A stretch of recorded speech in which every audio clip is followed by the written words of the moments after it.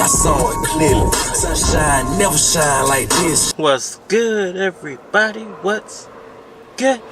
It's your boy, Cardinal Bud Crawford, or E.S. Red, if that's what you want to call me. And we are back for another one. Alright, y'all. New topic. Terence Crawford will have tears and tirade, showing the burden of boxing spotlight after Errol Spence Jr.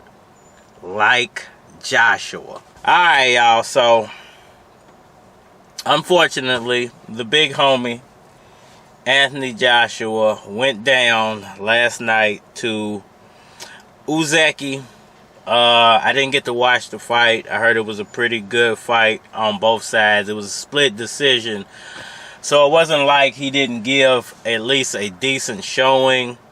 But I think a lot of people felt like Usyk had Joshua's number. And, you know, sometimes when you've had so much success as a boxer in the beginning of your career and you don't face adversity, you never learn how to shift or pivot or change what you're doing wrong. And your ego, just wanting to stand up for yourself and be a man, can hold you back. Because instead of checking your ego and, you know, just trying to evolve as a fighter, sometimes you can devolve, or sometimes you can just stop growing as an athlete and a fighter. And it seems like that's the wall that Anthony Joshua has hit at the moment. It doesn't mean that he will forever remain like this. It's going to take a lot for him to change what he's doing wrong. He's going to have to get with the right people to try to help him fix whatever it is that he's doing wrong. And, you know, I have to watch the fight so I can see exactly what I feel like it is he's doing wrong, to give a better analysis. But I do feel like Terence Crawford's going to be a victim of this same personality trait. And he's already showing a lot of that personality trait just by not accepting the terms of the fight. Even though he knows there's not a lot of money to be thrown around at the moment, the world is still in a touch and go type of situation. So, you know, what's being offered now is probably the best deal that they can put together to give Terence Crawford, and he still doesn't want to sign off on it. So I think when they finally do get to that magical number or that magical wording in the contract that he's looking for him to sign off on the contract, and these guys finally get into the ring with one another and put this fight on, I think what's going to happen is Errol Spence is going to win and Terence Crawford's going to lose. Terence Crawford is going to mentally break down in the ring because he's been hyped up for so long as this unbeatable fighter, as this, you know, all-in-one champion. Nobody can beat him. He's held this title for so long. You know, Bob Arum built him up to be this I can beat everybody fighter. There's nobody in the welterweight division that can do anything with me type of fighter. And I think all of that's going to come to a head after Errol Spence Jr. mollywops Terence Bud Crawford. You might see some tears. You might see him get in the ring and throw the belts.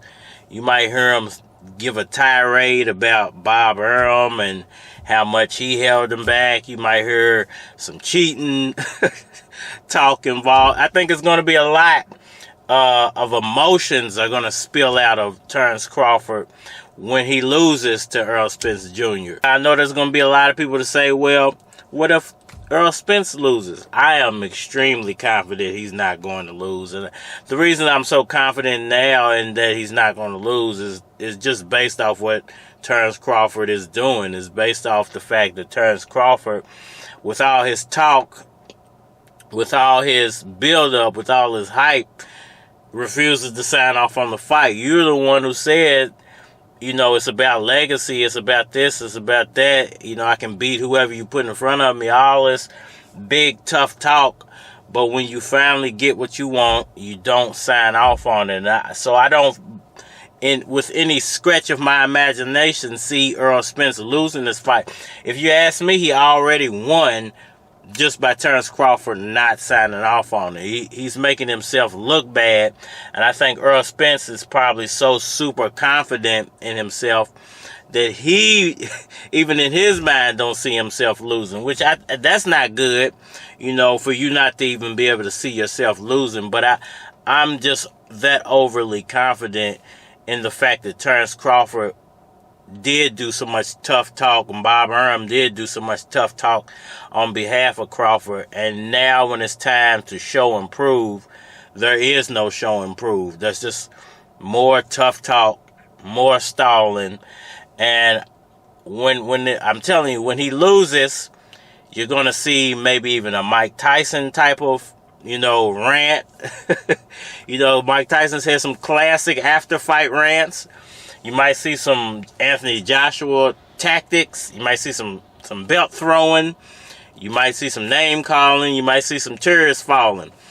But all of that will simply be in frustration of him waiting for so long, of him not probably getting the dollar amount that he wants for the fight, for him having to accept the fight for what it is, and then him pretty much losing to his biggest rival, and probably that being the end of his career. Now, he will most likely do the rematch just to get another bag of money, but I think the rematch will be Terence Crawford's last fight of his boxing career. I think you will see him retire with a, what is he now? He's like 39-0 or something, so he'll be 39-2, and he will retire on that note. And I think that the excuses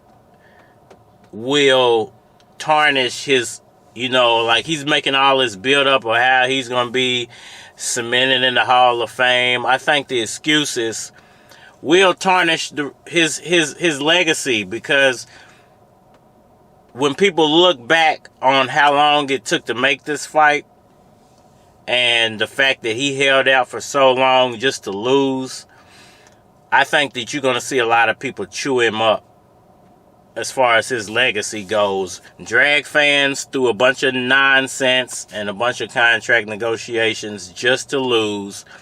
And I think anybody who drags him after that is well deserving. And there's no amount of talk that could get him out of that. I don't think there's nothing he can say to reverse the inevitable at this point. Y'all hit that like button for me. Share, subscribe. Tell a friend. Holler at me on all social media platforms, Facebook, Instagram, YouTube. But you're more than likely to get a response on YouTube, so holler at me over there if you want a response. I'm done rambling for now. It's your boy, Cardinal Bud Crawford, or E, or E.S. Red, if that's what you won't call me. And we are mad. It's getting hard to explain the way I feel when I'm zoned.